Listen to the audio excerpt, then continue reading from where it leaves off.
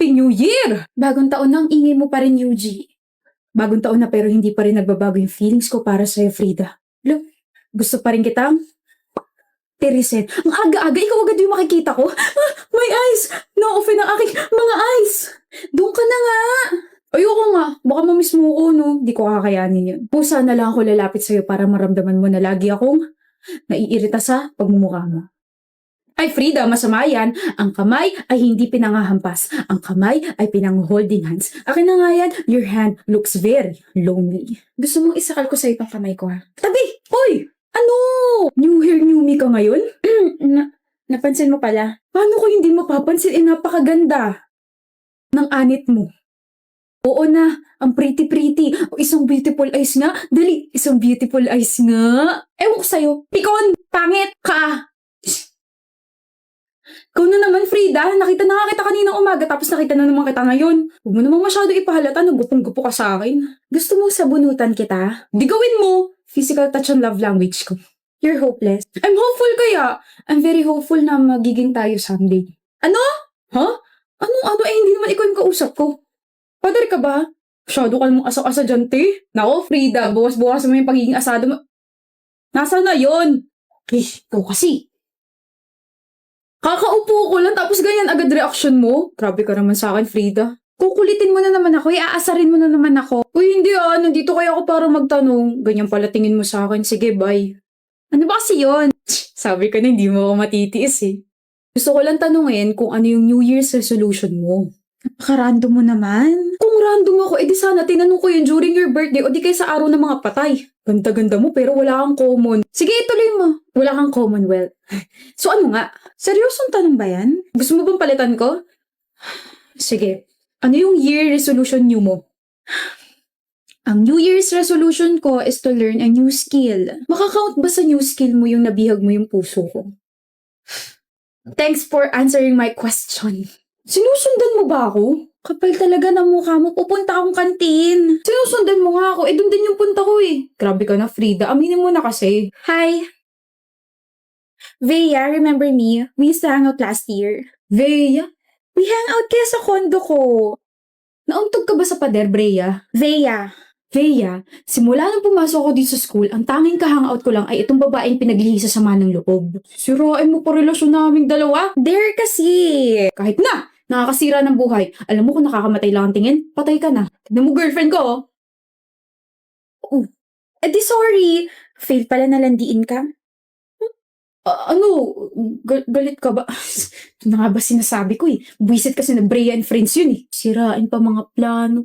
Girlfriend, relasyon. Hindi ko nalinaw sa kanya na nasa processing stage pa lang yung relationship natin. You're my super girlfriend and I'm your super boyfriend. Nakakainis ka. Ay naku, Frida, dati pa kita gusto. Sa'yo lang naman ako lumalapit eh. Yung sinabi niya, walang katotohanan. Dahil sa kanya na-realize ko na gusto rin kita. Ha? Nagselos ako eh. Nagselos ka? Nagselos ka?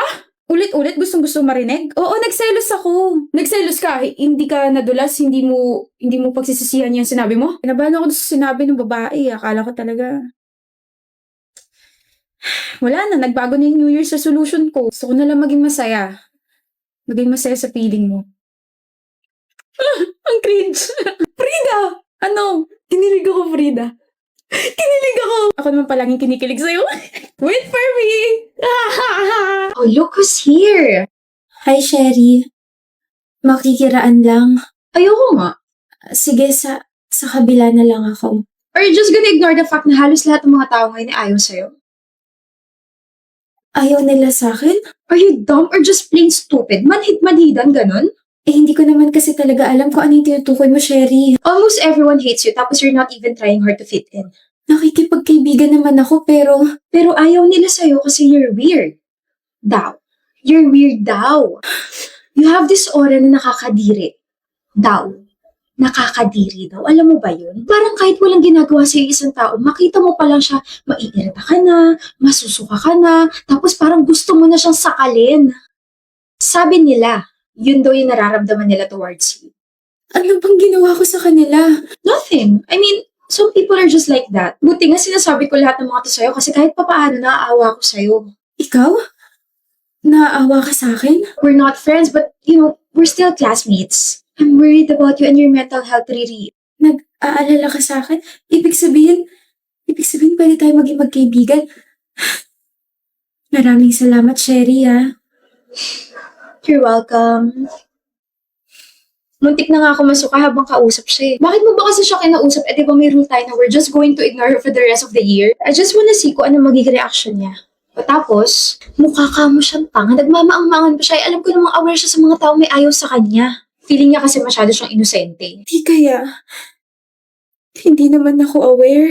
Alam mo ba, no sinabi ko na I'm worried about her, nagningning bigla yung mga mata niya na parang nakahanap bigla siya ng kakampi. Utong-uto si Kawawa not knowing na sa akin galing lahat ng mga rumors tungkol sa kanya.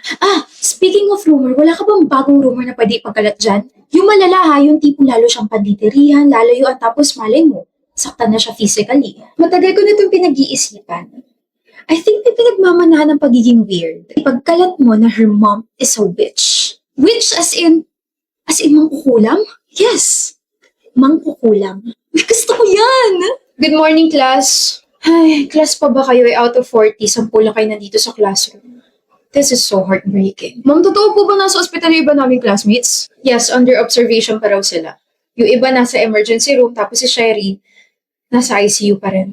Ano raw po nangyari? Nagsusuka raw sila ng itim na hindi alam kung ano eh. May mga uod, dahon, tapos may mga iba pang lumalabas kapag nagsusuka sila. Alam mo baka nakulam sila? Kulam? Nandito ka na pala. Ma? Ano nangyari sa'yo? Lipat na ako ng school, ma. Ano sinabi ko sa'yo, Riri? Hindi ikaw mag-a-adjust para sa kanila. Sila dapat. Pangalan? Marami po sila. Marami silang may ayaw sa akin. Kung ano pa yung mga pinagsasabi nila.